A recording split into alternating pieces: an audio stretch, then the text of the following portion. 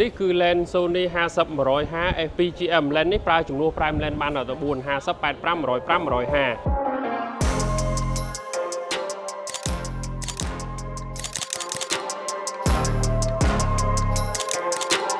เลนส์50-105នេះផ្ដល់ភាពបត់បែននៅក្នុងការថតលក្ខខណ្ឌពិសេសផ្សេងៗគ្នាដូចជាការថត portrait ដូចជាការថត wedding pre-wedding ឬក៏ indoor action sport ហើយជាមួយនឹងថតនៅសកម្មភាពដែលរហ័សលឿនប៉ុន្តែក្នុងលក្ខខណ្ឌបែបនេះគឺខ្ញុំថតបែប portrait ថតបែបដើរលេងដើម្បីឲ្យអ្នកទាំងអស់គ្នាបានឃើញនេះការថត portrait បែបដើរលេងមនុស្សភាគច្រើនយល់ច្រឡំថាពេលដែលយើងប្រើ focal តិចដូច 50mm អញ្ចឹងដើម្បីថតមួយចំហ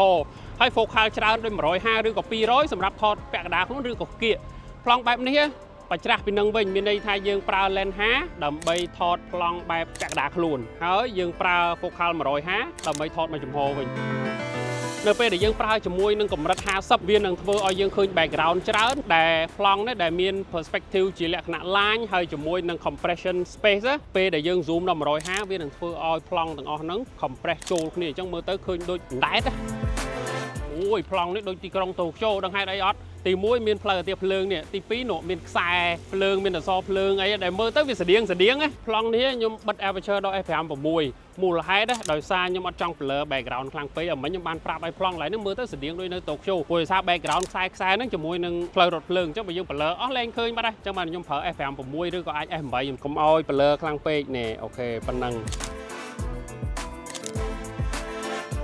lens នេះមានលក្ខណៈពិសេសមួយដោយសារវាមាន focal ក្នុងកម្រិតមួយពេញនិយមនៅក្នុងការប្រើប្រាស់ទូទៅពីកម្រិត50 85 105និង150 f2 នេះទៀតគឺយើងអាច zoom ពី50ដល់150ហ្នឹងគឺមាន aperture T f2 រហូតតែម្ដងចំពោះ aperture f2 នេះដែរគឺវាផ្ដល់ឲ្យពន្លឺចូលបានច្រើននៅពេលដែលយើងថតអញ្ចឹងវាជាភាពបត់បែនមួយនៅពេលដែលយើងថតក្នុងលក្ខខណ្ឌ indoor sport ប្រើ aperture f2 ដើម្បីពន្លឺចូលបានច្រើនហើយយើងអាចតម្លើង speed វិញព្រោះដោយសារយើងថតសកម្មភាពកីឡាយើងចង់បានល្បឿនលឿនដើម្បីចាប់យកសកម្មភាពអញ្ចឹងនេះគឺជាភាពបត់បែនមួយដែលយើងអាចបញ្ជាក់ថា lens នេះវាអាចប្រើទាំងការថតបែបភ្លាមនិងការថតបែបប្លង់មានសកម្មភាពចំពោះភាពច្បាស់ឬក៏ sharpness ហ្នឹងគឺវាច្បាស់ចាប់ពីកម្រិត 50mm រហូតដល់ 150mm តែម្ដងទោះបីជាយើងកំណត់ aperture f2 ទៅហ្នឹងគឺច្បាស់ខ្លាំងរួចទៅហើយឥឡូវយើងសាកតេស្តភាពច្បាស់ថតពី f2 ទៅពូ lens នេះតែ f2 ទៅច្បាស់ហើយកុំតន់អាដូរនៅដែលហើយដាក់ f4 ចាំមើលណានេះ f4បាទនេះក្នុងកម្រិត50អានេះ150ម្ដងខ្ញុំដាក់ f2 សិនថត f2 ថត f4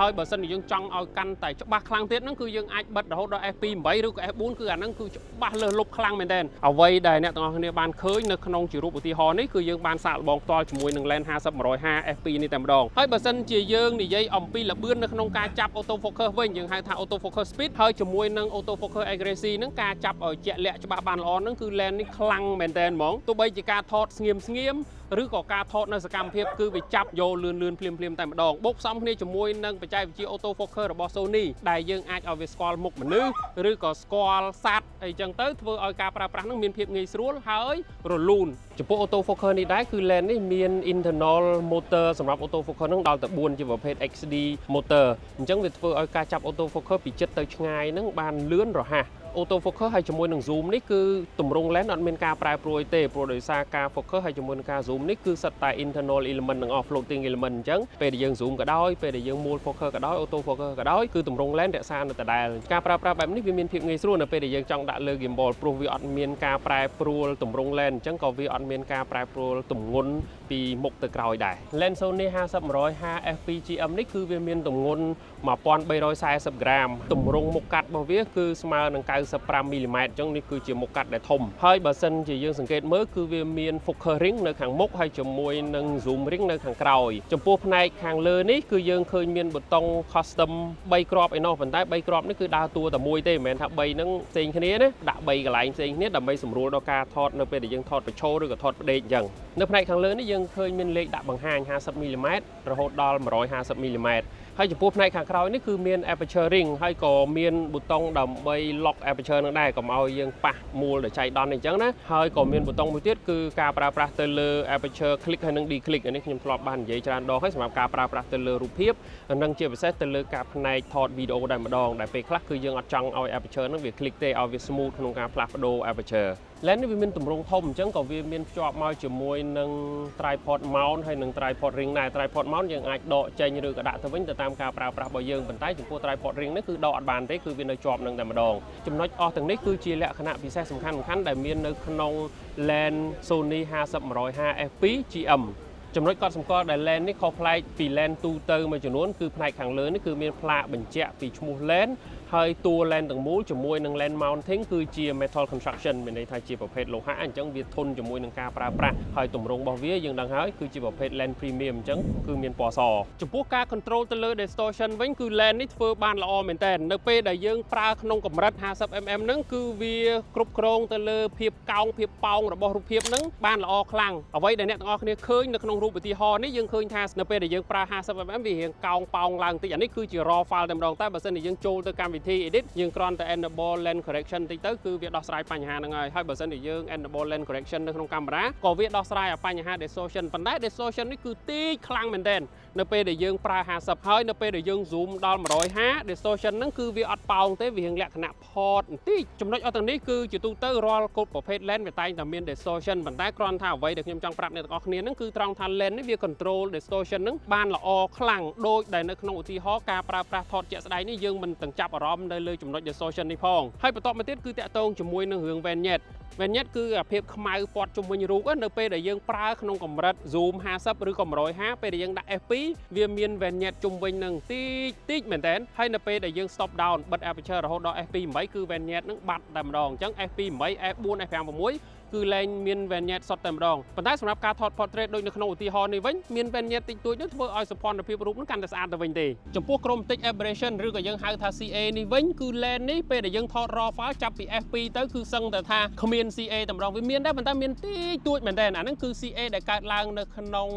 ពេលលក្ខខណ្ឌដែលយើងថតឧទាហរណ៍ថាជា background ដែលភ្លឺខ្លាំង subject នៅក្នុងកន្លែងដែលល្ងិតឬក៏ពណ៌ contrast ពណ៌ផ្សេងគ្នាខ្លាំងវាបង្កើតទៅជា CA ប៉ុន្តែ lens នេះគឺគ្មាន CA ទេមានដែរប៉ុន្តែតើយើង zoom ដល់ 400% ឯងបានឃើញវាតិចមែនតើហើយមួយទៀតគឺតាក់ទងជាមួយនឹង longitude chromatic aberration LOCA អញ្ចឹងអានឹងគឺមានន័យថាការបង្កើតទៅជា CA ប៉ុន្តែនៅក្នុងចំណុចដែល out of focus អញ្ចឹងដូចនៅក្នុងឧទាហរណ៍នេះពេលដែលយើងថតទៅចំណុចដែល focus ហើយចំណុចដែល out of focus ហ្នឹងវាឃើញការប្រែពណ៌ហ្នឹងគឺសឹងតែវាគ្មានតែម្ដងអានេះនៅក្នុងពេលដែលយើងប្រើ f2 តែបើយើងប្រើចាប់ពី f2.8 ទៅតែម្ដងទោះបីជា CA ឬក៏ LOCA ហ្នឹងគឺលែងមានតែម្ដងឥឡូវយើងថតពេលយប់ម្ដងដើម្បីតេស្តពី stabilizer យើងដាក់ល្បឿនទាបហើយជាមួយនឹង aperture ធំចាំមើលរូបយើងលយប៉ុណ្ណាពេលដែលយើងថតងឹតអញ្ចឹងណាក្នុងករណីដែលយើងថតបែបនេះគឺខ្ញុំដាក់ល្បឿនទាបទេអត់ដាក់ល្បឿនច្រើនទេព្រោះតែកាលណាល្បឿនច្រើនវាកាត់ពលឺឃើញទេខ្ញុំតម្លាក់ល្បឿនទាបប្រហែលជាលើ30លើ50 1លើ50 1លើ30អញ្ចឹងហើយ aperture ដឹងខ្ញុំប្រើ f2 ទេតែ ISO អាច1600ឬក៏800តាមលក្ខខណ្ឌពន្លឺជាក់ស្ដែង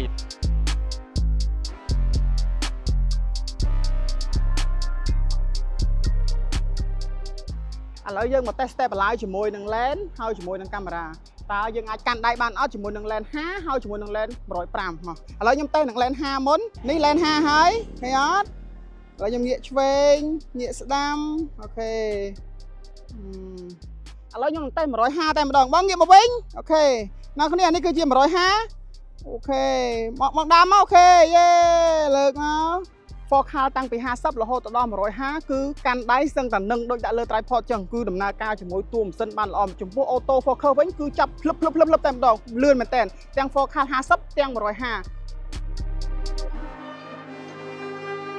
ចំពោះ lens នេះគឺវារក្សា background បានល្អមែនតើនៅពេលដែលយើងផ្លាស់ប្ដូរ focus ពីមុខមកក្រោយគឺវាធ្វើឲ្យ background របស់យើងនឹងអត់រិចរួមទេខ្ញុំបានសាកល្បងជាមួយនឹង focal 50ហើយជាមួយនឹង focal 150គឺការផ្លាស់ប្ដូរ focus ហ្នឹងសម្រាប់ថែរក្សា background គឺនៅដដែលហ្មងស្អាតខ្លាំងហ្មងដូចអ្នកគ្នាឃើញឧទាហរណ៍នៅលើហ្នឹងអញ្ចឹង